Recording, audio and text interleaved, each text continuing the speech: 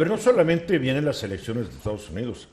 Luis Ernesto, se han realizado elecciones en varios lugares del mundo y como que todo está presentando cierto cuadro y cierto escenario, ¿no?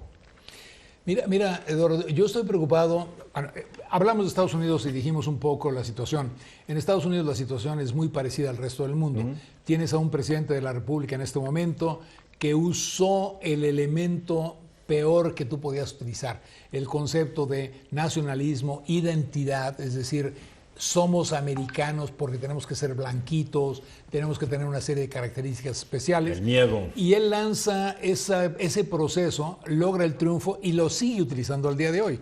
Hoy está hablando otra vez de los migrantes, de los asaltantes, etcétera. Es decir, usó todos los elementos de miedo, como tú mencionas, y lo que me preocupa es que está ocurriendo en el resto del mundo. Hoy tuvimos elecciones, tuvimos mucha gente, como decía la mosca, andamos arando, pero en el proceso de las elecciones que se dan, por dar un ejemplo, en la India.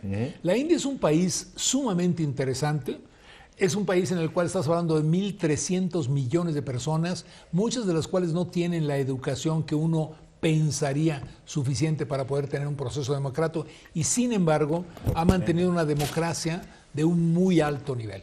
A mí me tocó la fortuna de trabajar en la India, durante 5 años estuve allá, tengo una idea muy clara de cómo se dan este tipo de combinaciones. Hoy estoy preocupado. Hoy encontramos una persona, Modi, el primer ministro actual, que está utilizando el concepto religioso.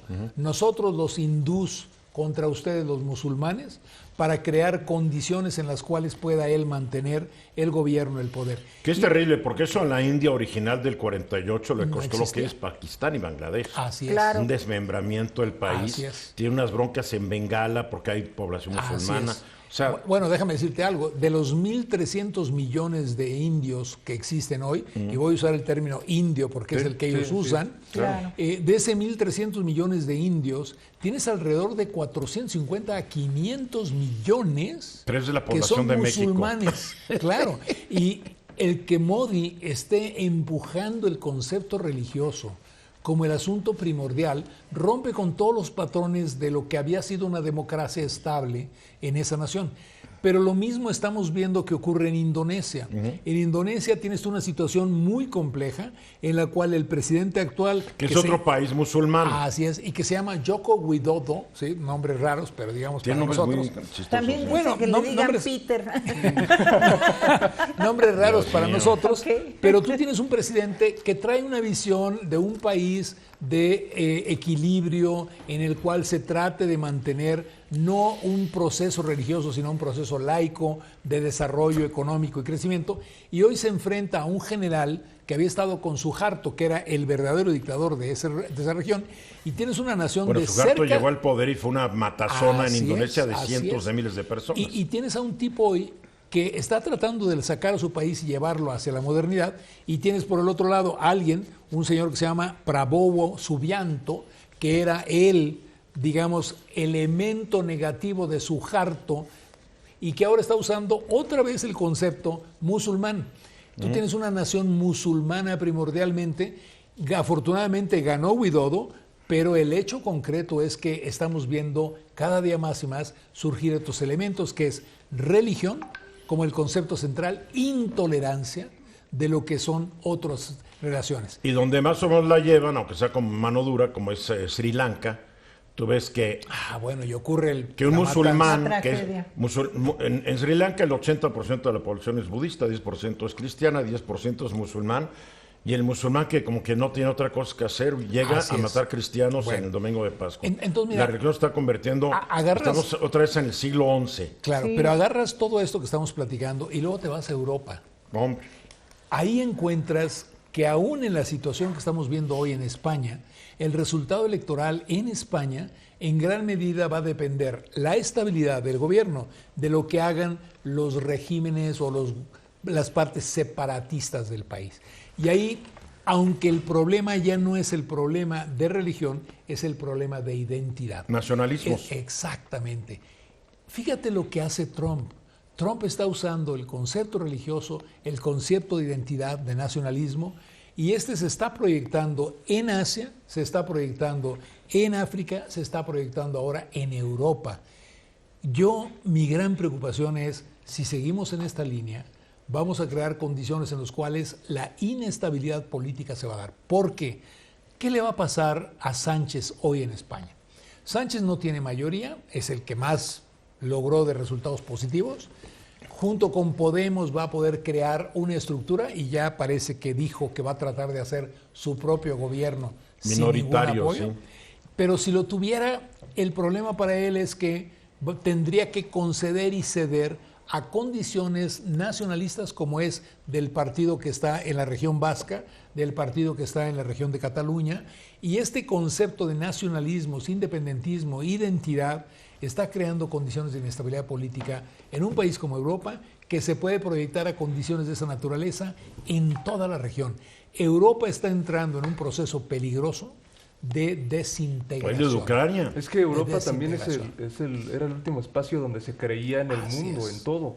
Cuando el mundo no responde a las expectativas de la gente y de lo que nos han anunciado de que el mundo nos iba a generar mejores condiciones a todos los ciudadanos del mundo, y no es así, recurres a lo que decía Luis Ernesto, bueno, ¿no? Por eso llega Zelensky en Ucrania, y a los similitudes un cómico que nos hace sentido y que son lo que los políticos y en explotan. Guatemala llegó otro hace Juan, unos años. Eso que estás mencionando es el gran riesgo, ¿ves? Que porque nos sentimos insatisfechos, estamos dispuestos a aprobar gentes que no van a cumplir. Y mira, ahora lo traigo de regreso a México, ¿sí? Uno de los grandes problemas que yo estoy viendo en el país es la polarización.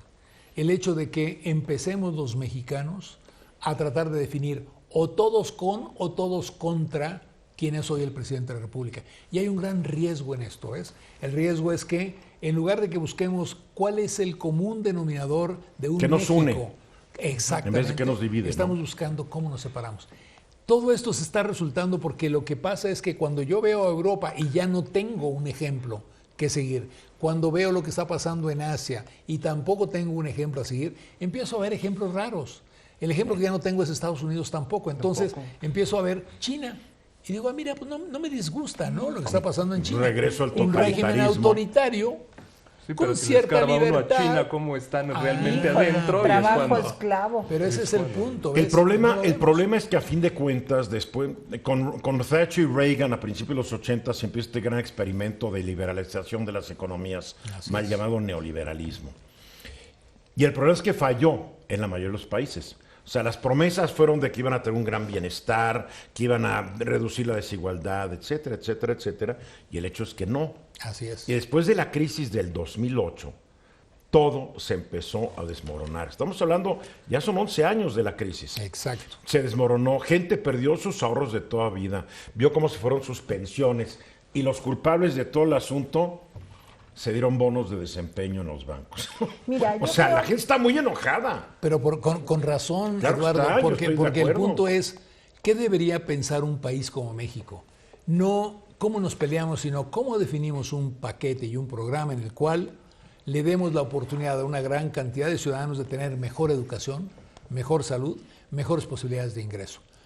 Pero si lo que estamos haciendo es irnos por la parte política en la cuestión de educación, no definir un verdadero programa de salud, porque no lo estamos entendiendo de esa forma, y finalmente pensando que es el Estado el que debe generar las condiciones, y lo digo porque el señor presidente antier hizo una mención que me preocupa, y es, yo no voy a permitir inversión extranjera en lo que es ese nuevo proyecto que trae, que por cierto es muy viejo. Ese es un proyecto de los 60s, de los 70s ¿Cuál? del siglo pasado, el Istmo de Tehuantepec. Ah, claro. Y toda la concepción de es esta un proyecto región del siglo compleja. Así de es. don Bien. Porfirio, ¿no? Pero el gran problema que traemos ahí es, si únicamente va a haber inversión nacional, estamos cometiendo un error. Porque si alguien puede estar interesado finalmente, en verdad, en el concepto de un corredor transísmico, en donde yo pueda traer productos de Asia para exportarlos a la costa este de Estados Unidos y de Europa y de costa este para llevarlos a Asia, serían los inversiones extranjeras. Bueno, pero es que no hay que olvidar que el presidente López Obrador es un nacionalista y eso y es un populista. identidad. Entonces, es como que la moda hoy Si quieres llegar al poder, tienes que ser nacionalista y populista. Pero a ver, Y polarizante. Y es el riesgo. Tienes que decir que los medios son tus enemigos, que los medios no piensan igual. En Estados Unidos son fake news y enemigos del pueblo. En México somos fifís neoliberales, lo que tú quieras. Quien más se parece curiosamente hoy es Trump con López Obrador. Claro. Y ese es el gran riesgo que estamos viviendo los mexicanos, que nuestra estructura Bien. no es equivalente a la americana. Igual que Nigel Ferguson en Inglaterra. Todos hablan el mismo idioma y aplican las mismas estrategias. Y les funcionan. Es lo peor. Pero quién sabe si le funciona en un país, ¿no? El tiempo dirá. Mensajes y regresamos contigo, Teresita. No te frustres. sí, señor, no me